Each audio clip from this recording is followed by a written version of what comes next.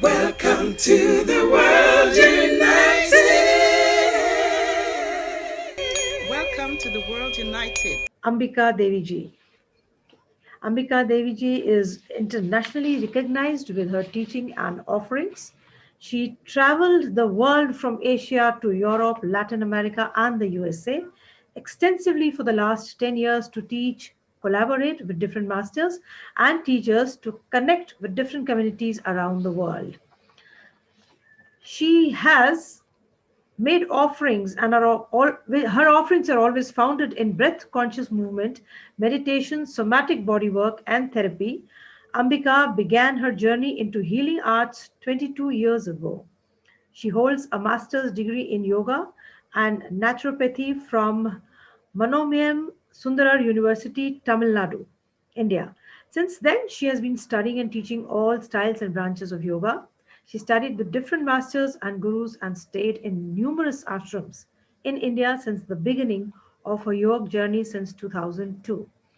Her healing journey deepens when she also explores other healing modalities using bodywork and somatic experience, a certified bodywork therapist from different massage schools in Thailand and India. Ambika discovers the healing power of conscious breathwork. She emphasizes the awareness of the breath as an ally for an accelerated awakening in all of the healing modalities she offers.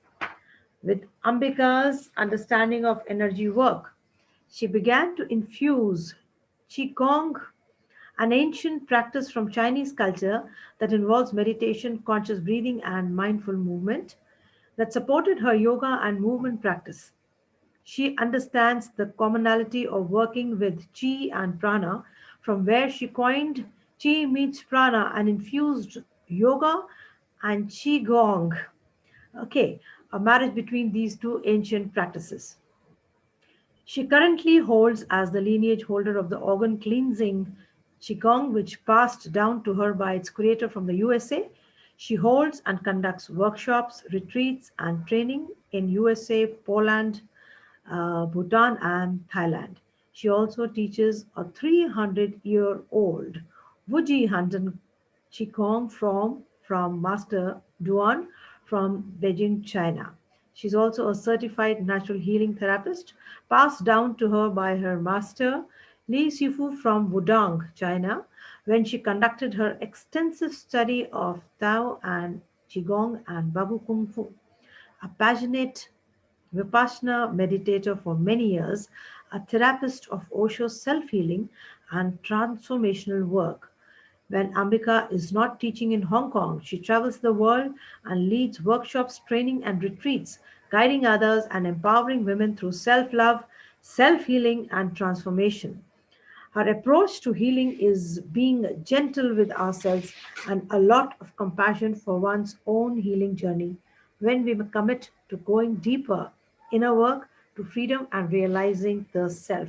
That was an amazing profile, Ambika ji. The topic of presentation is yoga as a great foundation for healing and transformation. That was really amazing. So Wow. it's the stage is all yours. The screen is all yours. In fact, now it's Thank over you. to You you. didn't read all that, but thank you. Yeah, it's coming full circle. But like I said, everything is branches out in my yoga journey. It started off with my yoga journey and through traveling to India extensively, volunteering, living in different ashrams, studying with different gurus in India. From that moment on of just fully discovering the self. What is the self? The question of who am I? The 100 million questions everyone asks when they reach a certain level of awakening and self-realization, or they come in contact with spirituality. That's something even, something even bigger than just this physical form. So I've so yoga my yoga journey for 22 years, and I'm still on that, because now we understand that yoga is not just the pranayam, yoga is not just the asana. Yoga is a way of life. Yeah. And what yoga means is yoke, to unite what? Unite body, mind, spirit.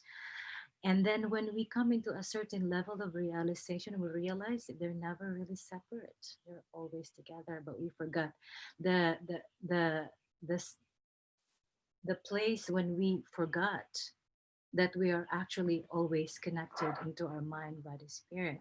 That's when we begin the search. That's when we begin the unlearning. That's when we begin the journey of discovering of ourselves. And then along the way we have yoga, that along my way of discovery. And I'm so grateful for all of my teachers, my guru, my mentors, and even the teachers that I have only met on the street. They also teach me a lot of great wisdom, and I learned so much from my yoga journey. And again, through the branching out of my understanding and all the branches of yoga, studying the Vedas and the Upanishads and the Patanjali and the sutras and all of that. I'm not a scholar, but I came into understanding that with all this knowledge and body of wisdom, at the end, all what is leading us and guiding us and supporting us is to that point that we understand that we are Atman, we are Brahman. I remember what with Amachi was um, when I got a hug from her, a long time ago in Kerala, and I was sitting right next to her.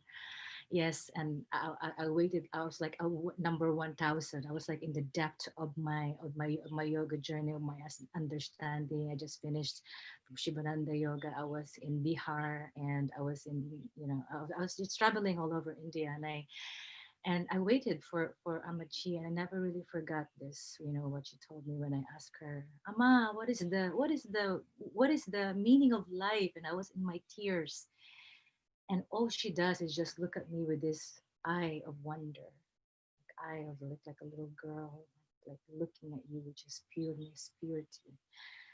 And that never left me. And all she said to me, and I'm gonna share this with you, and I'm sure I'm sure anybody, all of our viewers can really understand that, and in their own way, is that she said it's just simply that to remember yourself, and remember yourself, and to purify yourself, and flow like a river. And remember yourself. You are an Atman. You are a Brahman. And it took me a while to really understand that, what that means. So I continue on my journey. When you are in the journey of discovery of self-realization, you go to a lot of bumps, bumps, and a lot of challenges. And what does that means? Go flow like a river, and remember to purify yourself. And what the Dr. Radisyan was talking about, just beautifully describe all the cautious. It's about purifying yourself, through different energetic, through different energetic bodies, mind, body, right?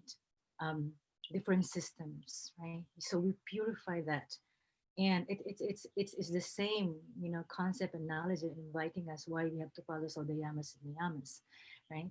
And and then beyond all that, well, once we understand all that, then we have our emotion as well, right?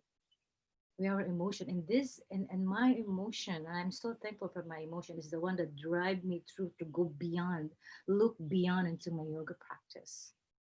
Because I even went into the point that I become I study with Ashtanga yoga, with Patabi Joyce for 5 years, break my body. I was really become so good at this asana. I break my body into pieces, right? And that practice.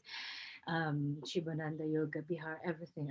Bikram, I've tried everything, right? But at the end, when I practice, morning, night, daytime, I follow all the moons, all the moons holiday. But at the end, there is my emotion that is boiling up as I start to purify my body. I become vegetarian. I follow everything. I eat what is my body's constitution. I study Ayurveda. But at the end, there is this emotion that I haven't taken care of. But because I am not depth into my meditation, I explore all kind of meditation. But at the end, it doesn't really take me to the place that allows me to see that my emotion, my challenges, right, is way bigger than we actually are.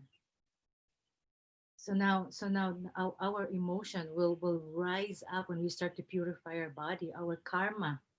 Yeah, will start to rise, our samskara, when we do all that purification. Yes, we purify our body. Yeah, we learn how to connect body, mind, spirit. Yes, we know where to, energetic flow, waking up the kundalini, breathing in the, using all the gestures. When we come across all of this, we do all the right thing, and then stuffs come out, right? Through all that, stuffs will come out, and we still have that fear connected into our amygdala, that is based on fear. And when that gets stressed and we're not aware that is that's connected into our um, fear-based mentality, that is connected into our ancestors lineage, or our makeup. And when we being attacked with this fear that we are not good with our practice, we haven't done our meditation, or we haven't, I've not been a good vegetarian, I'm not been a really good yogi, I'm not, did my um, proper practice this morning. So there was this fear of even the fact that, am I really spiritual enough? Am I, really doing good enough in my spirituality? Am I progressing? So we also need to understand that from that purification of our body, stuff will come out, samskara, karma, our emotion, and then we have this mind. Yeah, the beauty, the power of our mind, and this is where meditation really support us with us. But then there's so many meditation out there, which one to go to, right? So at the end, with all of us were come across with all these studies and all this knowledge, and we're going to be studying with a lot of teacher. And that's why I'm always very thankful with yoga, because it allows me to not move away from the conceptual practice of the yogic study, but taking that knowledge, and then I expand that into the Taoist tradition. I travel to China and see what the Taoists, their interpretation of reality, of Wu Wei, their own version of realization of Atman, of consciousness, and what is awareness. Yeah, and then we went to Buddhism as well and see what is their version. So seeing all of that in the different view, I even went to Peru and studied plant medicines, did ayahuasca, studied with the greatest shaman in Peru, did energetic level, and studied how energy works and quantum field and all of that, Reiki, name it. I explore all of them. But then at the end, when I see all of the totality of everything, of all this healing modality, at the end, I come into conclusion at the end, we are actually searching for freedom, right? We are searching for freedom. Freedom from what? Freedom from our excessive thinking. Freedom from the diseases that our mind, the stress of the mind that causes this physical body. Freedom from realizing what is the truth and what is real. Freedom from realizing who we are. Are we our emotion? Are we our challenges? Are we our body? Are we our breath? Who is the one that's seeing? Who is this observer? You know, who is the one that is watching? Who is the one that is witnessing? At the end, oh my God, who is observing this and who is observing that? So confusing. And then we begin to, and then we have this ego, right? The beautiful ego that is connected to the mind, connected to the fear. And then all of a sudden, there's a confusion that is happening, because now I am enlightened. Now I am spiritual. Now I am a yogi. Now I am this. I am that. Now I am higher than you. And then we lose the very fabric, the very foundation. Why are actually going into this journey of healing, of journey of purification, of journey of realizing we are one in consciousness. We are one and the same. We are connected to everything and anything. That we are a cosmic being having this human experience in this physical body, in this reality right now, in this dimension. We move away from that because now we're like, oh, so what I realize is now from that expansiveness, from that the actual realizing actual awakening process is realizing that, accepting that I was asleep, and that being asleep is allow me to experience pain and suffering. The actual pain and suffering was actually a catalyst for me to wake up. And then when I woke up, there's yoga, and there's meditation, then there's vegetarianism, and there's taking care of the environment, and there's taking care of the animals. And then why do we do all that? Because we want freedom, the freedom to be, the confusion of who we are because we don't know who we are. We don't know who we are. That's what the disconnect happens. So the actual coming home is the actual relearning everything that we thought we are and coming back to the simplicity, which is the pure essence of who we are, which is very simple: peace and love. Yes, peace and love. That is all. That is all. It's all come back to that, the simplicity. When we have peace, when we realize that we are peace, we are not. We don't need to look for it. We don't need to um, work hard for it. It's just really simply waking up. Hey, I'm already peace. Because when we were born, remember when we were born, we have no clothes. We were very peaceful. We were very simple, nothing. But then when the doctor start to slap our back, we took our first breath. We took our first voice. It's our our nature is purity. Our nature is love. Yeah, when we see a little baby, what do you see? Purity, love, light. So, and then after 7 years old, and that's where we began to, take on, our belief system, conditioning, our society, our school, right? And then we come to a point that, wow, the old system is no longer working. And then we start to ask the question, boom, who I am. Who am I? What is my purpose? Where am I going? And that's where we search yoga, meditation, energy work, Reiki, Qigong, Tai Chi, yes, plant medicine, because these are the windows, right? These are the windows to tools. But at the end of the day, as we go out ourselves and looking for this answer, that we realize it's all here. We're always here. We're always home, but we forgot. We forgot that we are home. Always, always here. So this is the journey of remembering. Is a journey of unlearning, so that we can see between this thin veil of reality of who we are. And that's very simple. We are love, we are peace. And it's just simple as just waking up in a dream, because we are actually dreaming this dream. Who we are. So as we move forward into 2021, and this is been a whole year of really um, adding that percentage of people that is waking up. A lot of people are waking up now of who we are. Like, wow, I have all this money, but during the pandemic, I can't really use it. So I'm really at the same level of everybody of the whole world. We are now in the same level, poor and rich. We have all this money, but we can use it. We can travel. We're all being asked to go online, connect online, to know what we do when we are being asked to be locked down and separate from all loved ones. We go in. We go inward more. This is opportunity to go in, to do our yoga practice, to do our meditation, to do our own energy work, to do our own self-inquiry. This is a beautiful time. We have all the tools, we have all the support right now.